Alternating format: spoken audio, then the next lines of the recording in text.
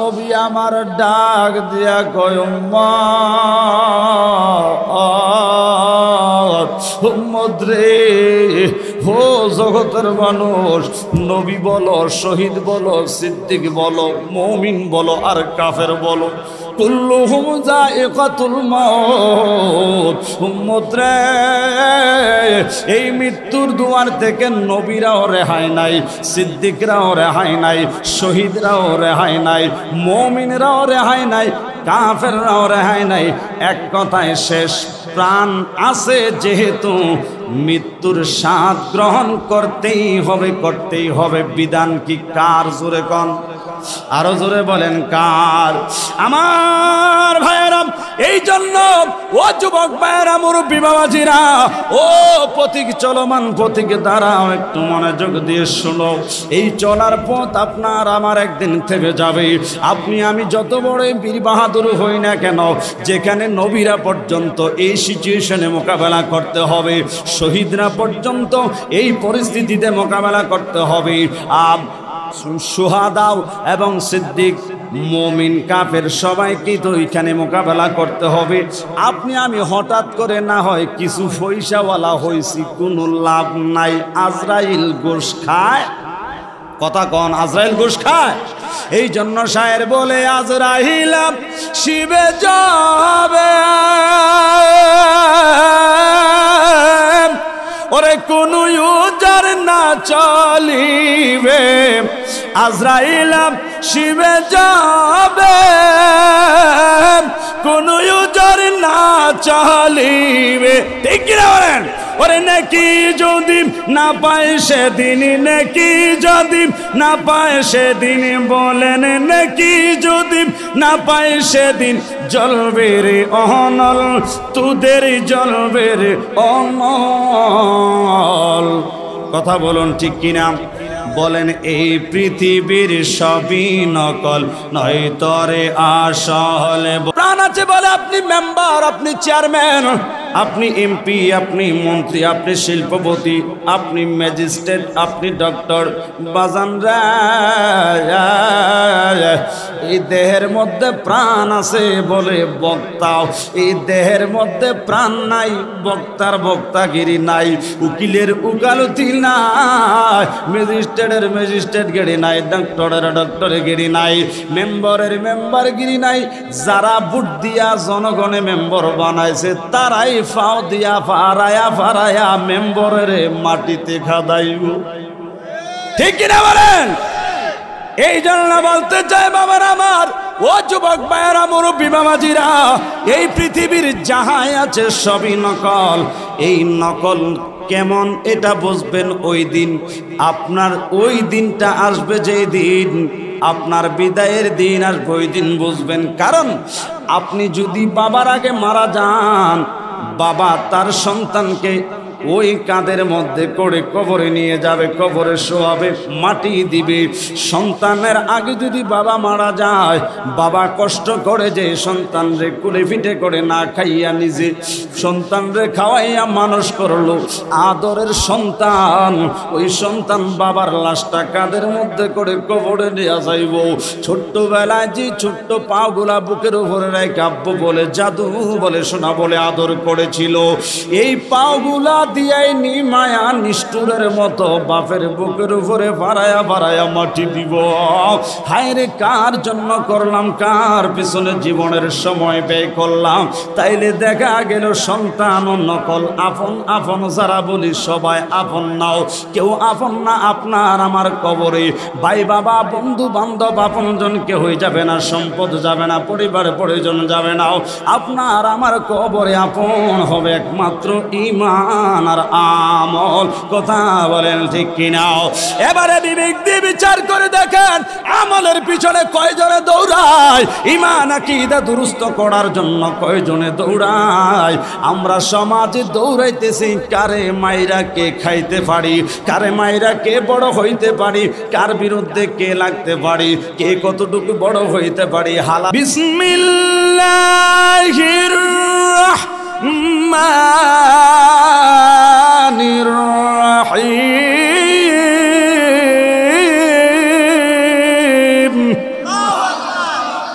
ওয়াজাআত সাকরাতুল মাউতি বিল হাক্কি যালিকা মা কুনতা মিনহু তাহিদ।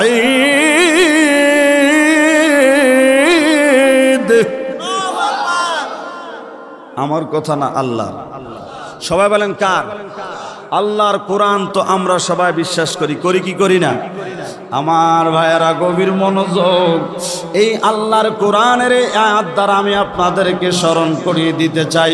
এই আয়াতে আমার আল্লাহ কি বললেন মনোযোগ দিয়ে লক্ষ্য করেন বাজানো, হৃদয়টা নরম করে দেন, অন্তরের কান লাগাইয়া শুনেন। উসিলা হিসাবে আমি বলে দিয়ে যাই, আমি হেদায়েতের মালিক না। জবান খুলে বলেন হেদায়েতের মালিক কি?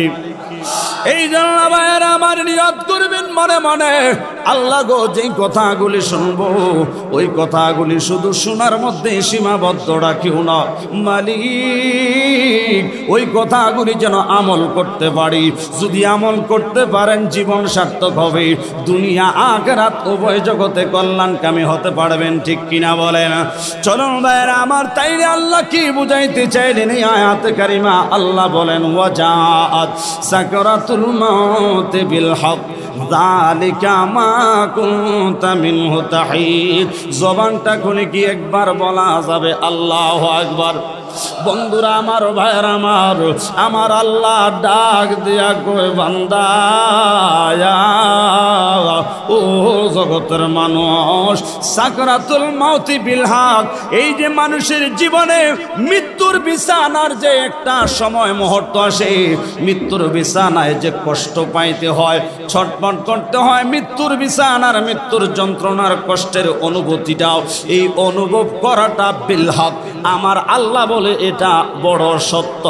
আল্লাহ যেটারে সত্য বলে আপনাদের কাছে জানতে চাই জ্ঞানী গুণী সমাজ, মৃত্যুর বিছানায় যে যন্ত্রণা আছে, মৃত্যুর বিছানায় যে যাইতে হবে, মৃত্যুর সাথে যে মোকাবেলা করতে হবে, এই বিষয়ে আল্লাহ যেহেতু বলছে সত্য, আপনারা বলুন মৃত্যু কি সত্য না মিথ্যা? জোরে বলেন আমার ভাইরা। শুধু তাই নয়, আল্লাহ আয়াতের বাকি অংশে এটাও জানিয়ে দিলেন যালিকা মা কুনতা মিনহু তাহিদ।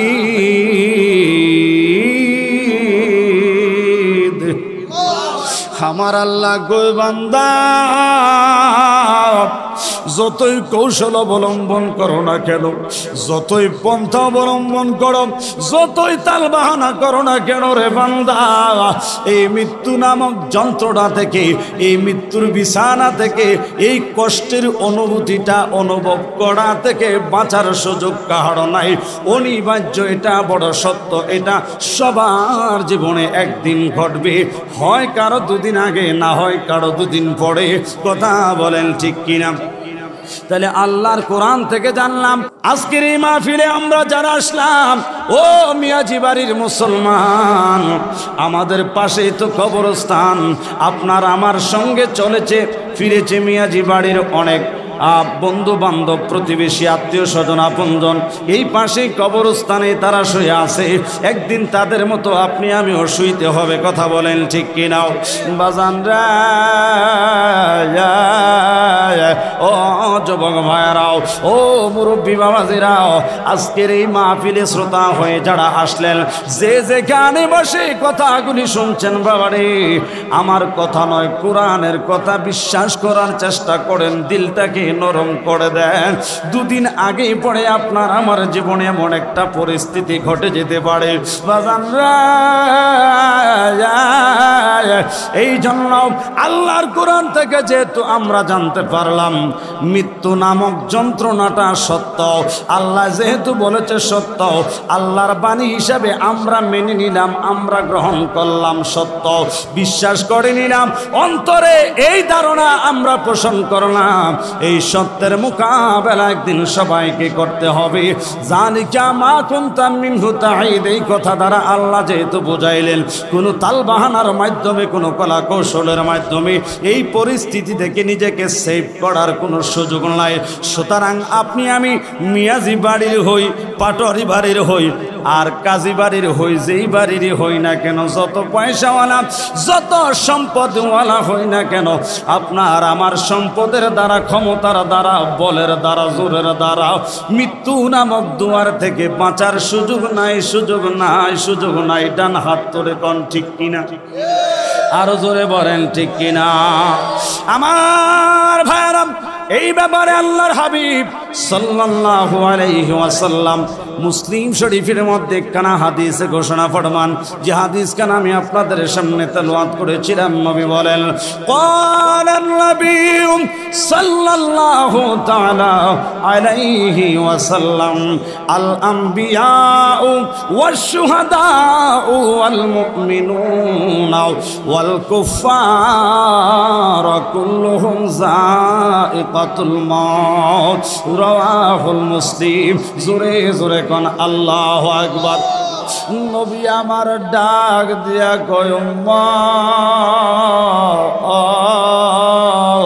উম্মত রে, হো জগতের মানুষ, নবী বলো, শহীদ বলো, সিদ্দিক বলো, মুমিন বলো, আর কাফের বলো, কুল্লুহুম যায়িকাতুল মাউত। উম্মত রে, এই মৃত্যুর দুয়ার থেকে নবীরাও রেহাই নাই, সিদ্দিকরাও রেহাই নাই, শহীদরাও রেহাই নাই, মুমিনরাও রেহাই নাই, কাফেররাও রেহাই নাই।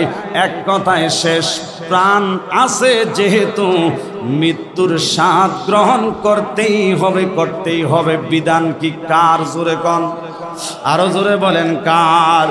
আমার ভাইয়েরা, এই জন্য ও যুবক ভাইয়েরা, মুরব্বী বাবাজিরা, ও পথিক, চলমান পথিক, দাঁড়াও, একটু মনোযোগ দিয়ে শোনো। এই চলার পথ আপনার আমার একদিন থেমে যাবে। আপনি আমি যত বড় বীর বাহাদুর হই না কেন, যেখানে নবীরা পর্যন্ত এই সিচুয়েশনে মোকাবেলা করতে হবে, শহীদরা পর্যন্ত এই পরিস্থিতিতে মোকাবেলা করতে হবে, শুহাদাও এবং সিদ্দিক, মুমিন, কাফের সবাইকে তো এখানে মোকাবেলা করতে হবে। আপনি আমি হঠাৎ করে না হয় কিছু পয়সাওয়ালা হয়েছি, কোনো লাভ নাই। আজরাইল গোশ খায়, কথা কন, আজরাইল গোশ খায়। এই জন্য শায়ের বলে, আজরাইল শিবে যাবে, ওরে কোন ইউজার না চলিবে, আজরাইল শিবে যাবে, কোন ইউজার না চলিবে। ঠিক কিনা বলেন? ওরে নাকি যদি না পায় সেদিন, নাকি যদি না পায় সেদিন, বলেন নাকি যদি না পায় সেদিন, জ্বলবে রে অনল, তোদের জ্বলবে রে অনল। কথা বলুন ঠিক কিনা? বলেন, এই পৃথিবীর সবই নকল, নয় তরে আসল। বলুন, এই পৃথিবীর সবই নকল, নয় তরে আসল।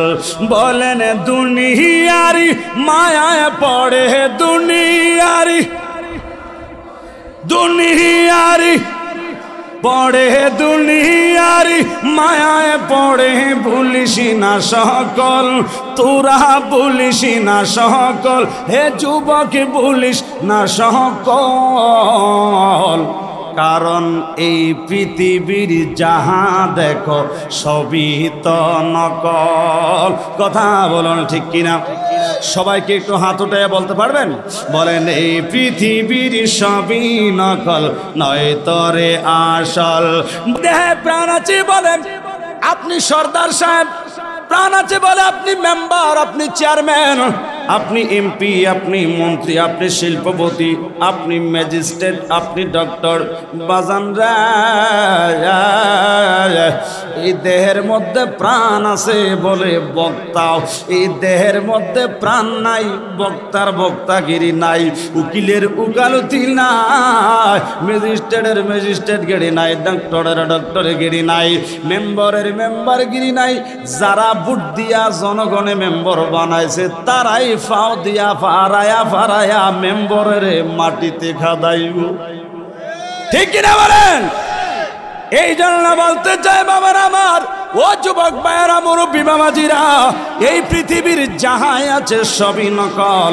এই নকল কেমন এটা বুঝবেন ওই দিন, আপনার ওই দিনটা আসবে, যেই দিন আপনার বিদায়ের দিন আসবে, ওই দিন বুঝবেন। কারণ আপনি যদি বাবার আগে মারা যান, বাবা তার সন্তানকে ওই কাঁধের মধ্যে করে কবরে নিয়ে যাবে, কবরে শোয়াবে, মাটি দিবে। সন্তানের আগে যদি বাবা মারা যায়, বাবা কষ্ট করে যে সন্তানরে কুলে পিঠে করে না খাইয়া নিজে সন্তানরে খাওয়াইয়া মানুষ করলো, আদরের সন্তান, ওই সন্তান বাবার লাশটা কাঁধের মধ্যে করে কবরে নিয়ে যাইব।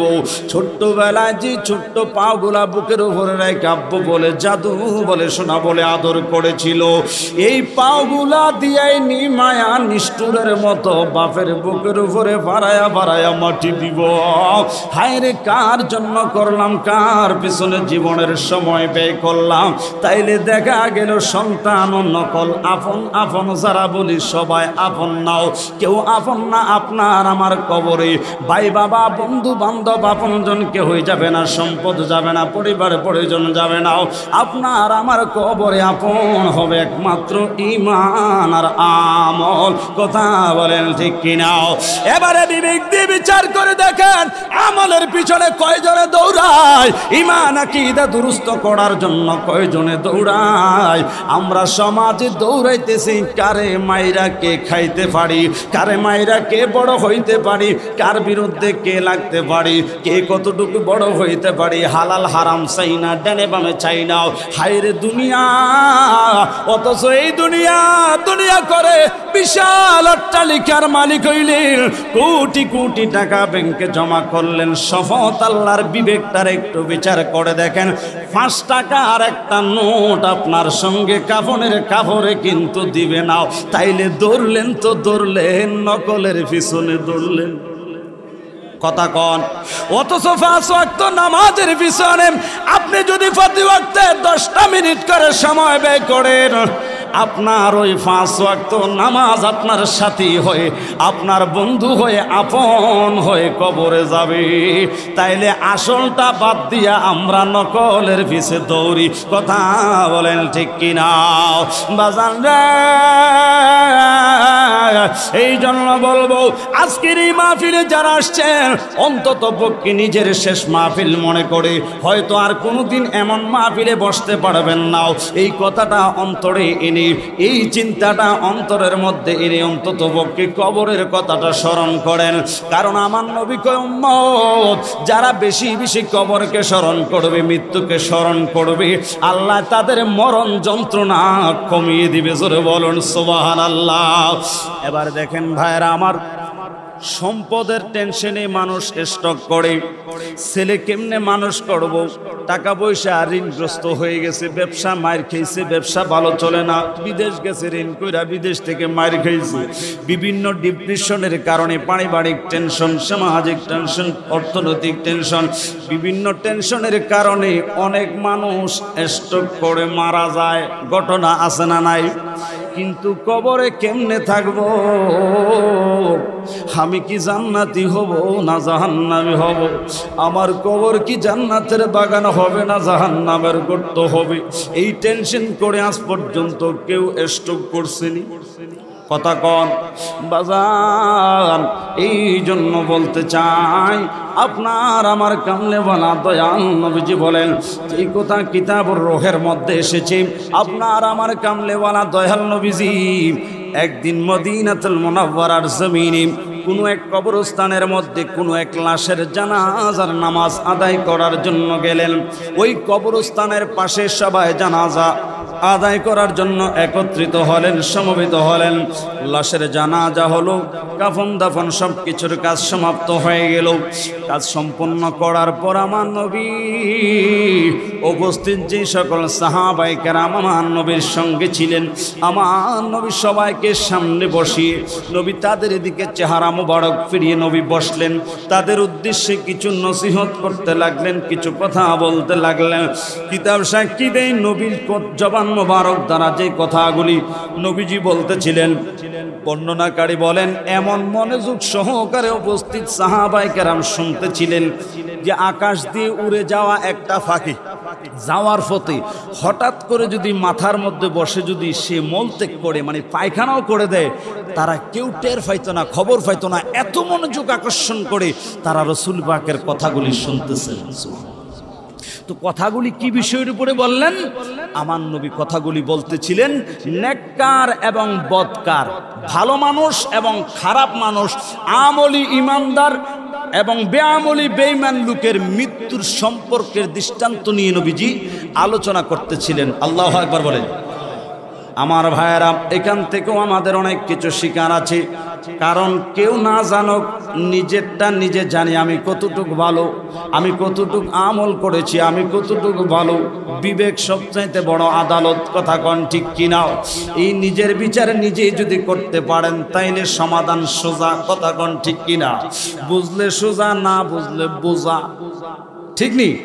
সাহাবায়ে কেরাম নবীর সামনে বসা। এবার আমার নবীজি মৃত্যু কেমন হবে, নেককার ব্যক্তির মৃত্যু কেমন আর বদকার বেআমলি বেনামাজি ব্যক্তির মৃত্যু কেমন, এই বিষয় নিয়ে কথা বলতেছিলেন। আমার ভাইয়েরাম, নবীজি প্রথমত ইমানদার ব্যক্তির মৃত্যু সম্পর্কে বললেন। আমি সংক্ষেপ করে বলার চেষ্টা করছি, কষ্ট দিচ্ছে আপনাদের।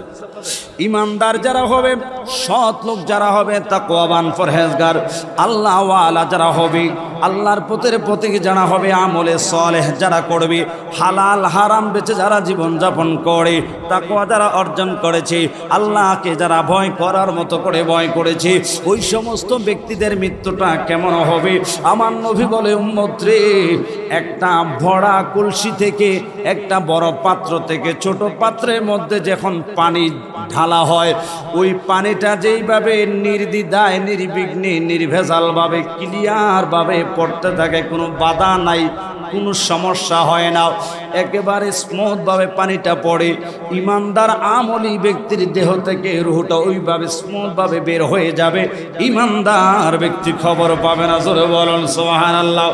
আমার ভাইরাম, কোন বর্ণনাকারী এইভাবে বলছেন, লবণ অথবা চিনিকে যেইভাবে পানির মধ্যে ছেড়ে দেওয়া হলে ওই লবণ পানিটার সাথে এমনভাবে মিশ্রিত হয়ে যায়, লবণের আকারটা আর ধরা যায় না, চিনির আকারটা আর ধরা যায় না, কালারটাও নির্ণয় করা যায় না, এমনভাবে মিশ্রিত হয়ে যায় কোনটা লবণ বা চিনি কোনটা পানি বড়দায় বোঝাই যায় না।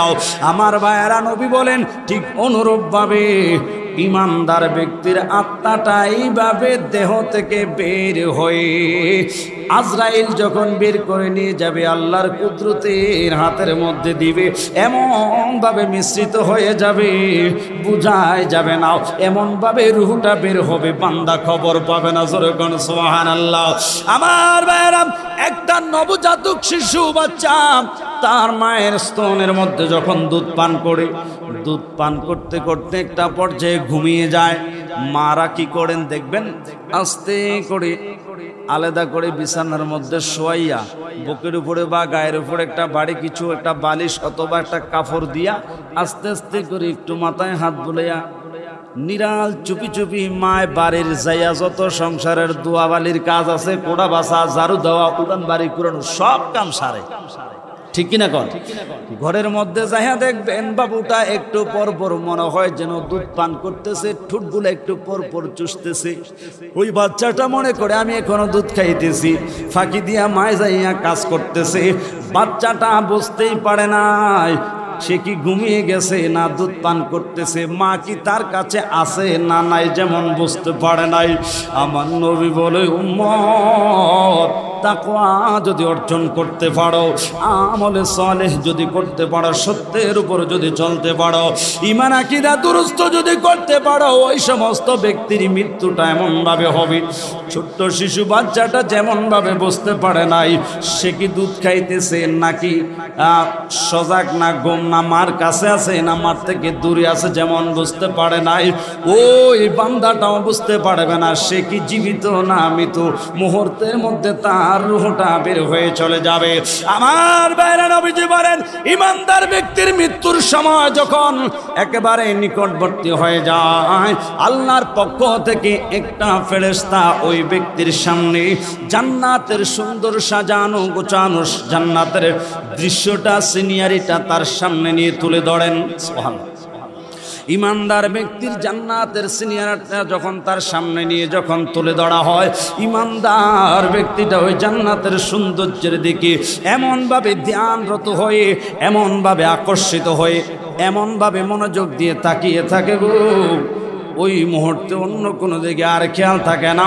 ঠিক ওই মুহূর্তে যখন সৌন্দর্যের মধ্যে আকৃষ্ট হয়ে বিভোর হয়ে যায়, জান্নাতের সৌন্দর্যের ভিতরে যখন আল্লাহর বান্দা ডুবে যায়, আল্লাহ ওই মুহূর্তে আজরাইলকে বলে, আজরাইল,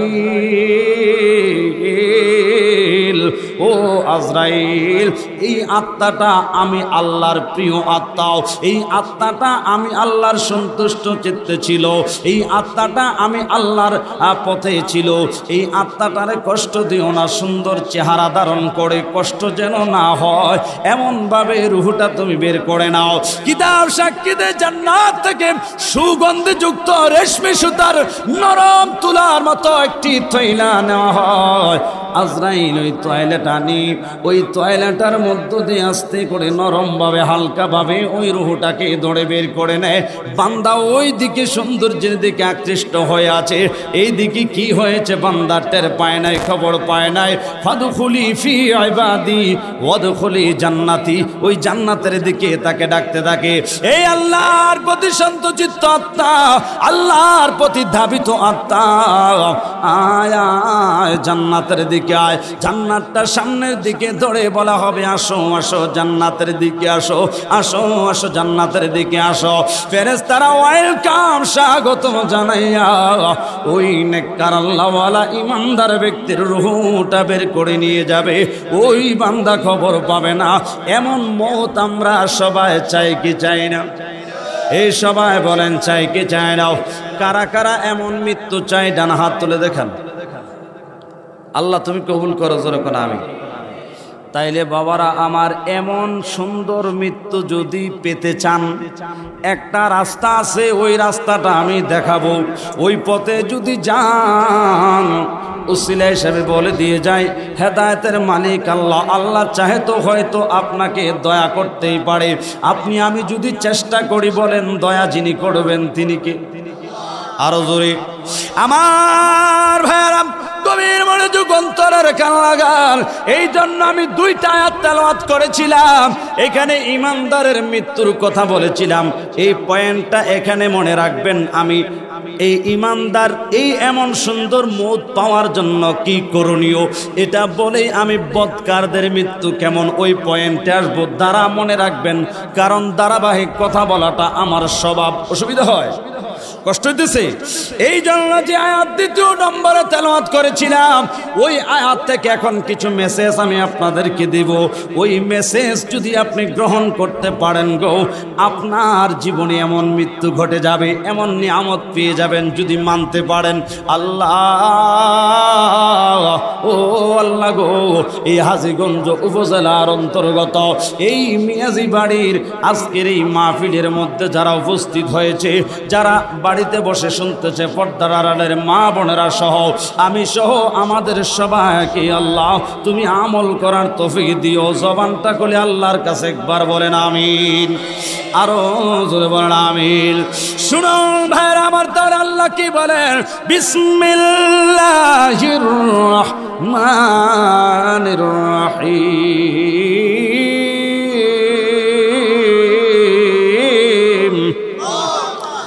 ইয়া আইয়ুহান নাসু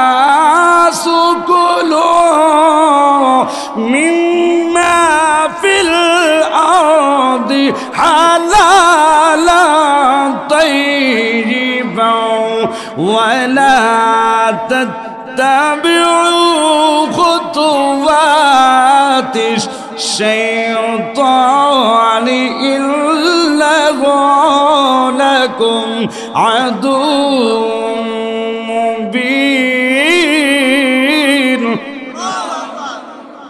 কার কথা? আমার ভাইরা গভীর মনোযোগ। আল্লাহ রাব্বুল আলামিন আয়াতের মধ্যে ইয়া আইয়ুহান নাস, সকল মানুষকে ডেকে বললেন। সুবহানাল্লাহ। এখানে নারী উদ্দেশ্য করে বলেন নাই, পুরুষ উদ্দেশ্য করে বলেন নাই, মুমিন বলেন নাই, বেঈমান বলেন নাই, আলেম বলেন নাই, মুফতি মুহাদ্দিস বলেন নাই। আমভাবে ইয়া আইয়ুহান নাস, ঢালাওভাবে সকল মানুষের কথা বলেছেন। সুবহানাল্লাহ। আল্লাহ সবাইকে ডেকেছেন, এ মানুষ সকল, কি কুলু মিম্মা ফিল আরদি হালালান তাইয়্যিবা। সুবহানাল্লাহ। তোমাদের জন্য এই জমিনের মধ্যে যা কিছু হালাল করা হয়েছে, বৈধ করা হয়েছে, জায়েজ করা দেওয়া হয়েছে, তোমরা ওগুলি ভক্ষণ করো। সুবহানাল্লাহ। আদেশ কার? জোরে কোন।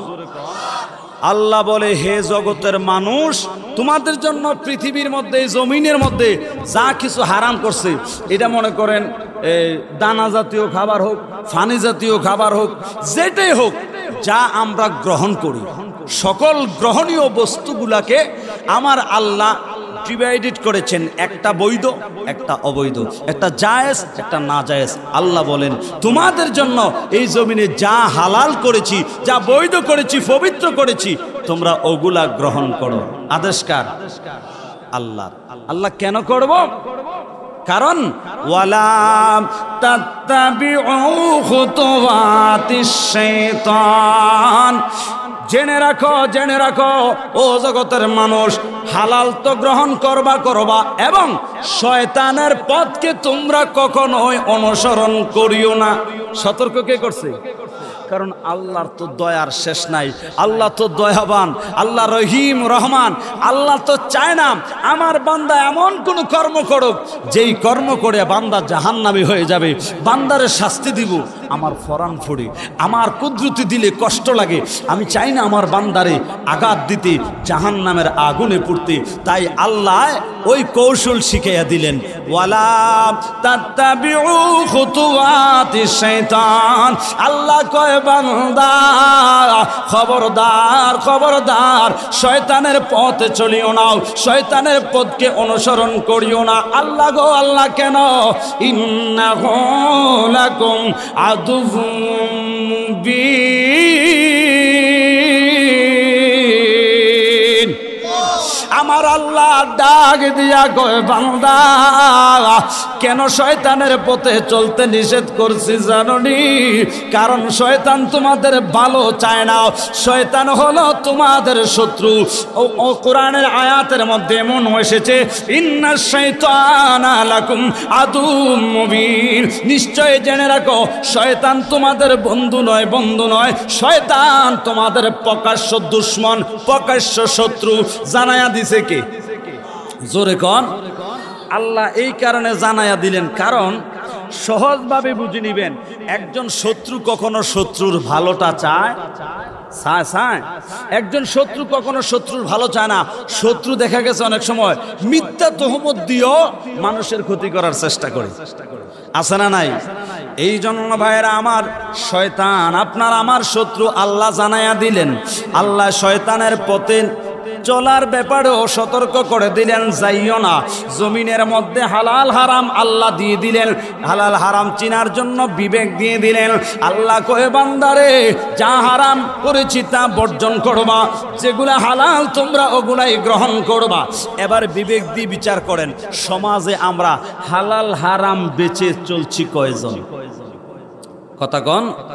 এবারে আল্লাহর পথের প্রতীক হবে যারা হালাল গুলি গ্রহণ করবে তারা, আর হালাল গুলি গ্রহণ করবে যারা, হালাল বৈধ খাবার খাইবে যারা, আল্লাহর পথের পথিক তারাও, শয়তানের পথকে অনুসরণ করবে না তারাও, আল্লাহর পথের পথিক যেহেতু হয়ে যাবে তারাও, আল্লাহর সন্তুষ্টি চায় তারা, প্রতিটা কর্মে আল্লাহকে রাজি খুশি করতে চায়, ফিআলুল্লাহি রাদা, তাদের প্রতিটা কর্মই হয় আল্লাহকে খুশি করার জন্য।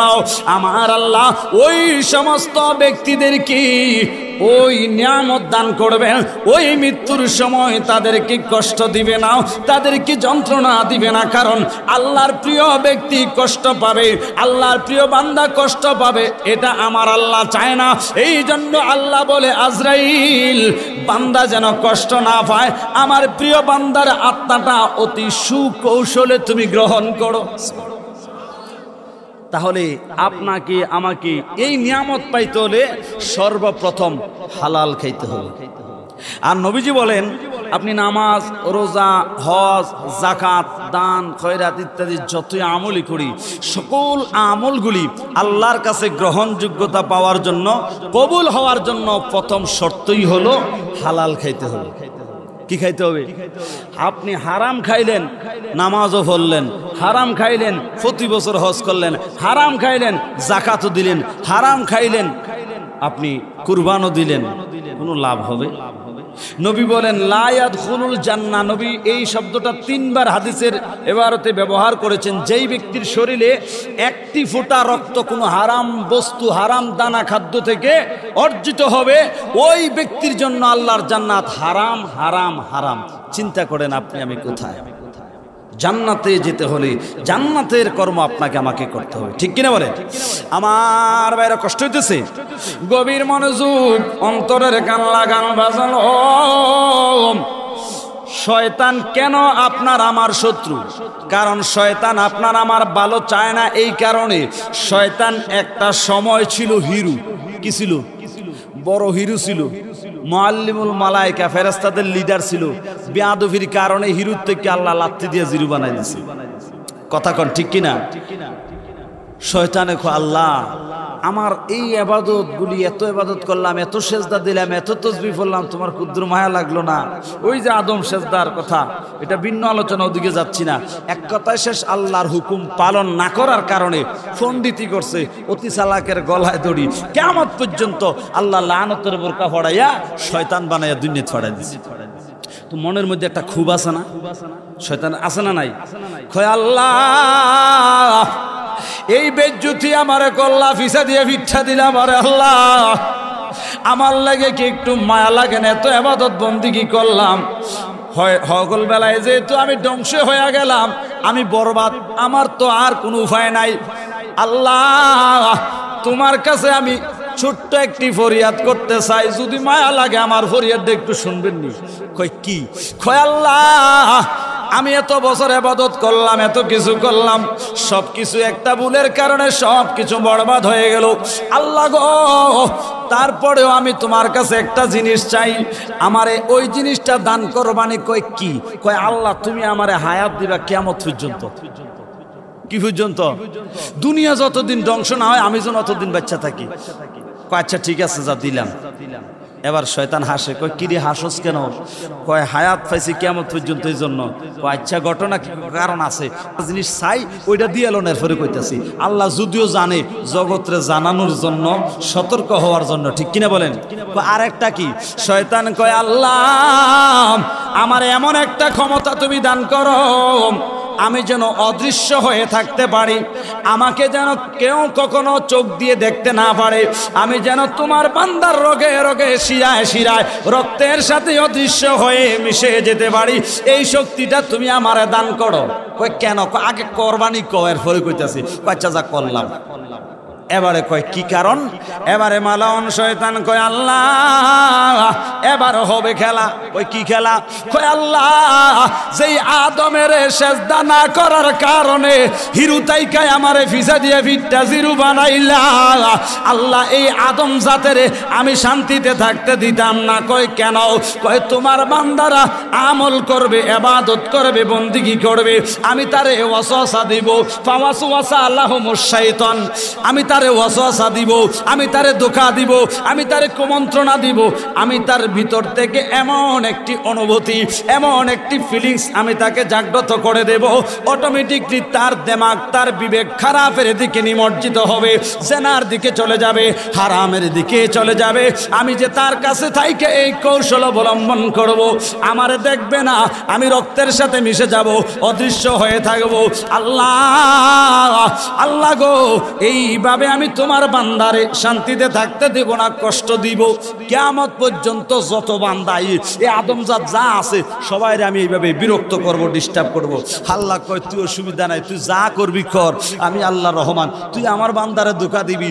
আমার বান্দা যখন নামাজ আইসা আমি মাওলারে সেজদা দিব, আমি মাওলার কুদরতি কদমে যখন মাথাটা ঝুঁকাইব, আল্লাহু আকবার বলে যখন মুতাওয়াজ্জো হয়ে যখন সারেন্ডার করে আমি মাওলার সামনে যখন নামাজের মুসল্লায় দাঁড়িয়ে যাবে, আমি আমার ওই বান্দারে তুই যা ধোঁকা দিছ সব মাফ করে আমি আমার বান্দারে জান্নাত দিয়ে দেব। আরো জোরে। এই জন্য আল্লাহ সূরা মুমিনের মধ্যে বলেন 18 বার আল্লাহ বলেন কদ আফলাহাল মুমিনুন আল্লাযীনা হুম আলা সালাতিহিম খাশিউন।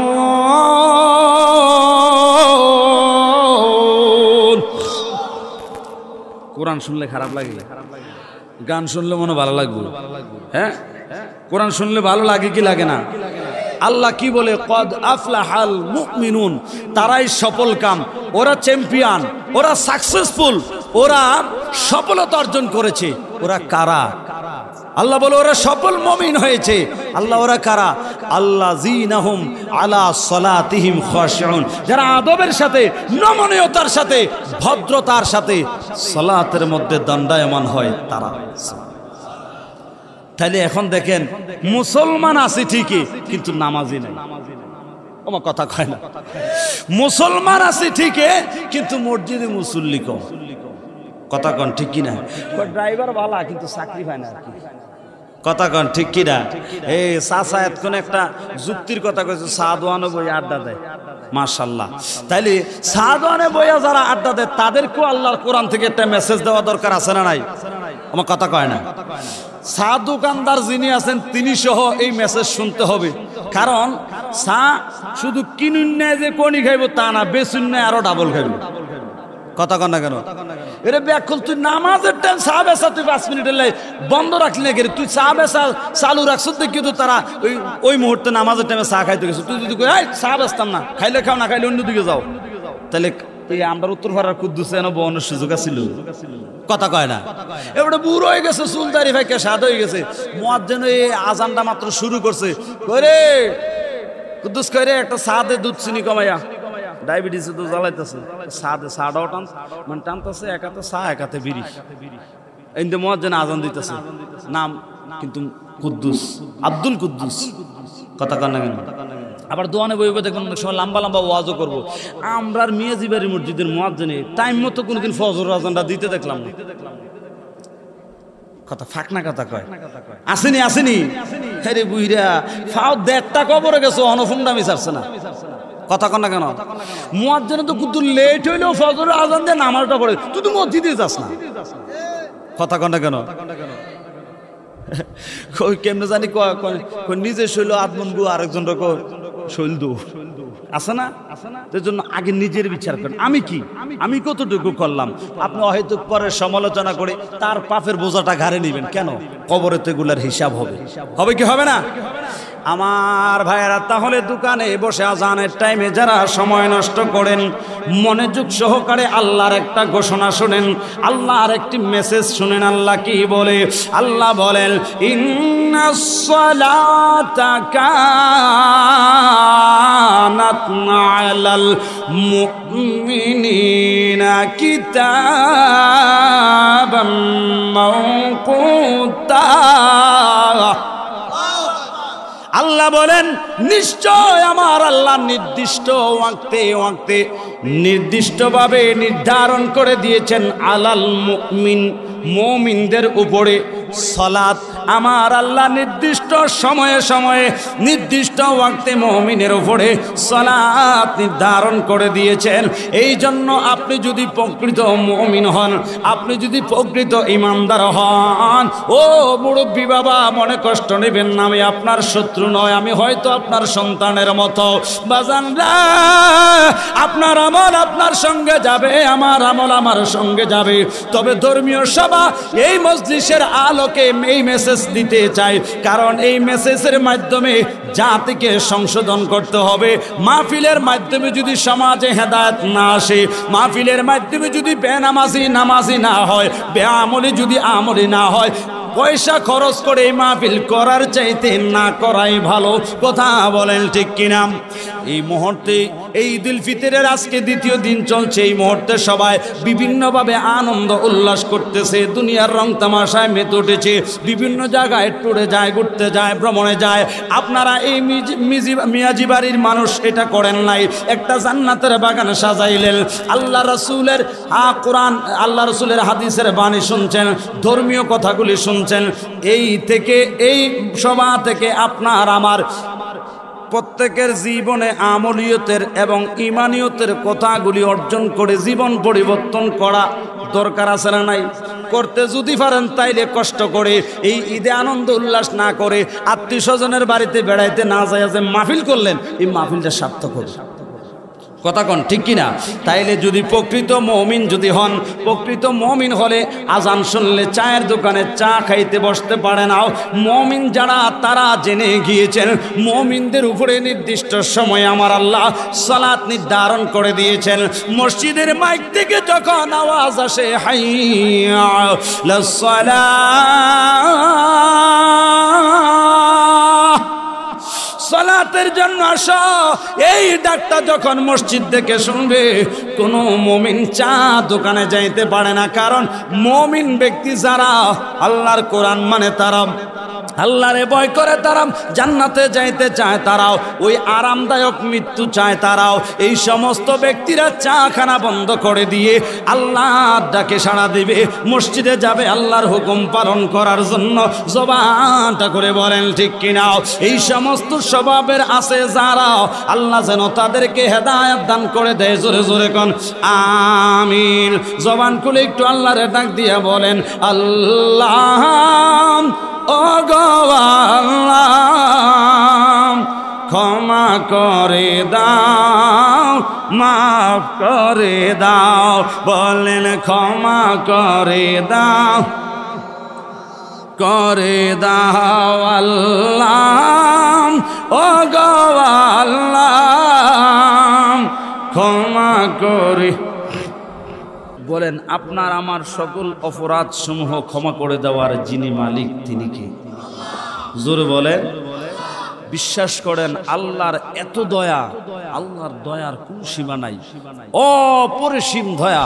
আল্লাহর দয়াটা আনলিমিটেড দয়া। আমার আল্লাহ কত সুযোগ করে দিয়েছেন।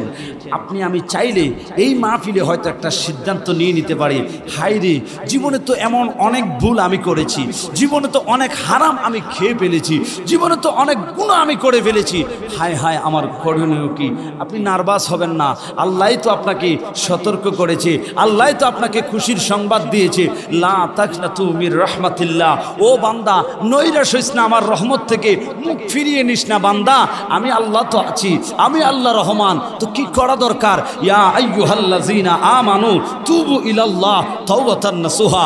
আল্লাহ বলে ও ঈমানদার, ভুল করেছো, অন্যায় করেছো, অপরাধী হয়ে গিয়েছো, একটু লজ্জিত হয়ে যাও, শর্মিন্দা হয়ে যাও, শরম পেয়ে লজ্জা পেয়ে আমি আল্লাহর কাছে ক্ষমা চাও। গোপনে ক্ষমা চেয়েছো, আমি তোমার লজ্জা দিতাম না, আমিও তোমার গোপনে মাফ করে দিলাম। আল্লাহর কত দয়া রে, হাই হাই সুবহানাল্লাহ পড়বেন না? মে হোম গুনাহগার তু, অসুবিধা হবে কারণ আমার বাবা ওই দেশের বাড়ি চট্টগ্রাম, খাগড়াছড়ি জেলা, সেই হিসেবে আমাদের ওই সাইডে কিন্তু একটু এই কসিদাগুলা বেশি চলে, এই জন্য একটু বলতেছি, অসুবিধা হবে? কারণ আমি কিন্তু সময় নষ্ট হওয়ার কারণে আপনাদের কোনো শানে টানে কোনো দিকে যাওয়ার সুযোগ হয় নাই, ধারাবাহিক শুধু ট্রেনের মতো আজকে চলছে, বাই রোডে যাওয়ার সময় পাই নাই। নাইলে কারণ এমনিতে যেই বিলম্বটা হয়েছে, কালকে সকালবেলা এমন আছে যে যারা আমার দাওয়াত করছে ঢাকা ওই বাড্ডায় আমার এই 22 ওই প্রোগ্রামে আমার সাথে দেখা করে দাওয়াত করেছেন, তারা কালকে সকালে আল্লাহ জানে তারা কি জানি অবস্থা করে, তারা এমনি আজকে মনে করেন ফেসার 200 উপরে চলে গেছে আমার লেট হওয়াতে।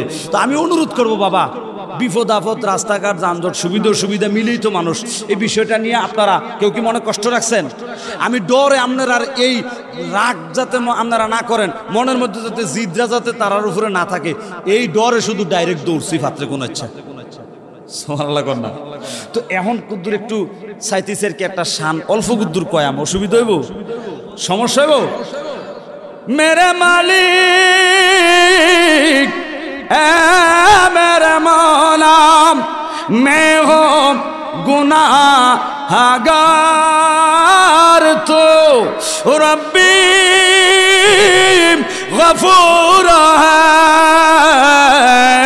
हम सब की गुनाहगार तो रब्बी गफूर है, हर हालत में तेरी करम, हर हालत में तेरी करम मुझ पर जरूरी है,